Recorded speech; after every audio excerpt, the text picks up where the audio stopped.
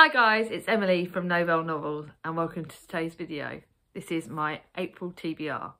Now, this is the second time filming it because apparently my phone is not liking me filming long videos at the moment. So, I have already picked my TBR jar pick of the month and I'll show you in a minute. And then I'll cut it a bit shorter today. I'm going to have to not talk about the books as much as I would like. So I'm really sorry about this. My phone is being horrible. So, first of all, I will tell you what the TBR jar picked. It's picked The Muse. I picked The Muse. So here as that is. You guys all know a lot about it. It's historical fiction set over the two timelines of 1967 and 1936. I'm really excited by this. And I'm really sorry that I can't talk about my video books too much, but you guys all know about this. It's historical fiction, and I am hoping that the TBR jar has been nice to me, because I've just DNF'd March's TBR jar pick, so a bit annoyed about that. Now I will tell you about the buddy reads that I'm reading.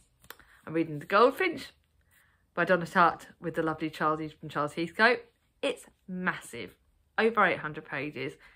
It's about Theo Decker, who's a son of a devoted mother and an absent father, and he has a big trauma. It's supposed to be a very hard-hitting book. Charlie's warned me that it's going to be a bit challenging, and I'm really nervous by it, but fingers crossed. It was one of my big books that I wanted to get read this year, and Charlie said he'd read it with me. So then I've got, starting the month with Straight On Till Morning, The Twisted Tale, and this is one of the ones that's a Peter Pan retelling. I cannot flipping wait.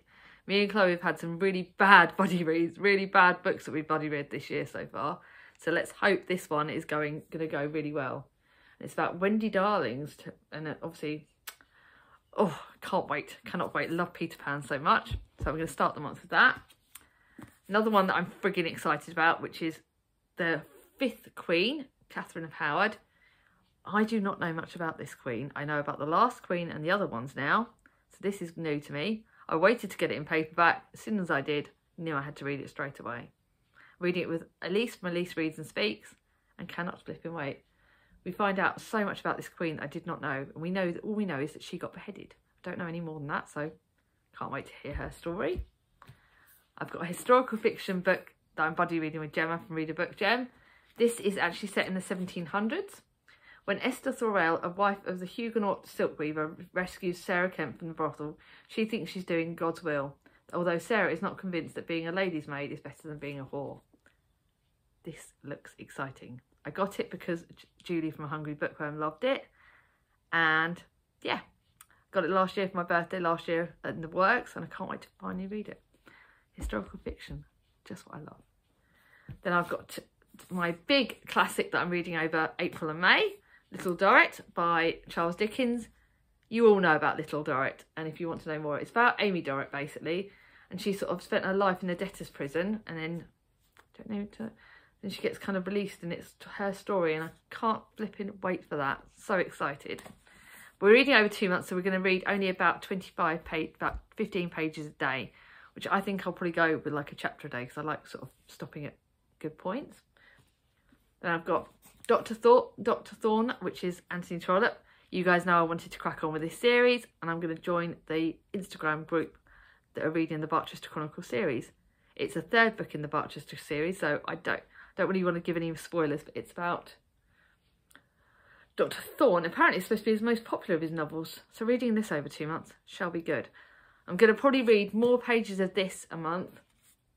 I'm going to read, probably sort of split it so I can sort of split up what I read and alternate those pages a day with Easter Reading, which I'm buddy reading with Danny from Spinelli Speaks and Ange from Ange with an E. I literally know hardly any about this. I've just read the back and it says it's set in Salinas Village of California, and it's like a retelling of Adam and Eve and Cain and Abel and their stories. Cannot wait to read this with those guys. They are two of the loveliest people in BookTube, and I can't wait to read that. So that's my last buddy read. And obviously I've got the Brontes, which I'm reading with Tori from Hufflepuff Discovery. Just worked out that as of the time of filming this on the 17th, we're nearly halfway through. So that'll be read, probably finished in May. But so excited by that. Now I'm going to show you the other books. And this is definitely going to be shorter now, because I'm really sorry about this, guys. So I'm going to read my children's classic for the month, which is The Railway Children by E. Nesbit. This is a children's classic, but it's quite hard hitting. You all know about that, and it's lovely. I can't wait to read that. So that's my children's classic goal sort of done. Then I'm going to read the next book in the Noughts and Crosses series, Checkmate. Again, I can't tell you too much about this because I think it's like the third book in the series. It's about Callie Rose, a cross mother with a naught father. And Seppi, her mother, this is dramatic. I know that the second book ended really traumatic, and I read the first couple of chapters of this at the end of the second book. And apparently Callie Rose has got a bit of feistiness in her, so can't wait to read that. I'm really excited by that. Then the next book in my series goals is The King's Curse, which is the next book in the Plantagenet books. It's the War of the Roses. So this is about Margaret Pole, and we know about her because she was the niece. So she was the niece of one of the other kings. Sorry, the Tudor kings. I do not know. I know who she is, but I can't describe it. Margaret Pole is the rival claimant to the Tudor throne. Buried in a marriage to a loyal Tudor supporter, she becomes guardian to Arthur, the young Prince of Wales, and his beautiful bride, Catherine of Aragon. And in the last book, we read about Catherine of Aragon at the start of her. So this is going to be really interesting. Her destiny is not the life in the shadows. Oh, I can't wait to find out more about her. Yes, this is a massive book again. It's like nearly 600 pages, but it's one that I can't wait to get to. I might start the month with that because that looks brilliant. Then the next one of my goals was to read a Jenny Colgan book, and apparently this is actually the first Jenny Colgan book that she wrote, Amanda's Wedding. So I am so excited. I don't know, literally do not know hardly anything about this. Amanda's old school friends can't believe it when the social climbing queen of Preen pulls off the ultimate publicity stunt, getting herself engaged to a Scottish laird. Cannot wait for that. It's a chick lit, but I've had it. I didn't realise it was the first of her books, so it's going to be interesting to see how she writes in those earlier books. Can't wait for that. Then I'm going to read, then the next book I'm going to show you is Before the Coffee Gets Cold by Tazu. I can't say it. I know, I got this from Andrew, she gave it to me as a present, and I know that it's supposed to be really good. It's translated fiction. Are you listening? When you return to the past, you must drink the entire cup of coffee before it gets cold.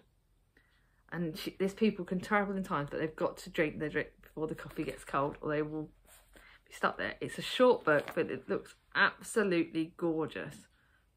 Set in Tokyo. Can't wait to read this. It's one that I've been heard so much about, and so many people have loved it, so I can't wait to get to this. Then I said to Mia, help me pick a thriller. I want you to read a thriller. I'm going to try and go back to it and read a thriller a month because I do love them and I've got loads. I picked this up last year because I've heard lots about Claire McIntosh. I Let You Go, a tragic accident and a past you can't escape. I literally do not want to read too much about that because I find with thrillers, the more you know, the sort of gives fade. So a tragic accident, it all happened so quickly, she couldn't have prevented it, could she? In a split second, Jenna Gray's world descends into nightmare. Do not want to know too much, but I've heard lots about this. It looks gorgeous. Can't wait to get to it. Then the last one that is on my set TBR that I'm saying is the set time is this one. In the Light of What We See. I decided that I wanted to pick this one up because I bought it in a charity shop. It looks like a weird copy. It's set in Brighton 1938. Grace Kemp is pushed away by the family. Shamed, rejected and afraid, she begins her life as a new nurse. And then danger falls at a hospital too. 80 years later, Mina Morgan is brought to the same hospital after a near fatal crash. She is in a terrible pain but recalls nothing. She's not even sure who she can trust. Two women, separated by decades, are drawn together by a shared space and a common need to salvage their life. I've heard this is hard hitting, but I've also heard good things about it. So I wanted to get to it. But this looks like one I might have to read at a different time to my thriller. So those are the books I'm going to say are my set definite books because they're all so frigging big. Like I said, the TBR jar, the series, they're all chunky books. But what I have done is I've got two books that are lighter contemporary books that if I get time to read in amongst all the harder hitting books, they're there that I would like to get to. First one is 31 Dream Street by Lisa Jewell. I'm going to try, this is like one of her, Lisa Jewell's contemporary books, and I've heard lots of good things about it. Leah and Toby lived across the secret from each other with years without meeting. In time, Leah has been itching to sneak a peek into the front door of Toby's eccentric house. I've had this on my shelves for ages, want to get to it, want to see. I love Lisa Jewell's thrillers, so I want to go back and read some of her contemporaries to see if she has any similarities and see if I'm going to enjoy it. Then another book is a book that I've had on my shelves for a long time, The Dandelion Years. I think my mum's friend Margaret gave it to me. And this, I love Erica James's books. And it's sort of set in, oh, there's not an address, only date September 43. So this looks quite interesting. It's like sort of set in the years of Ashcombe in a book restorer. Oh, a book restorer devotes a day to tending to broken and battered books.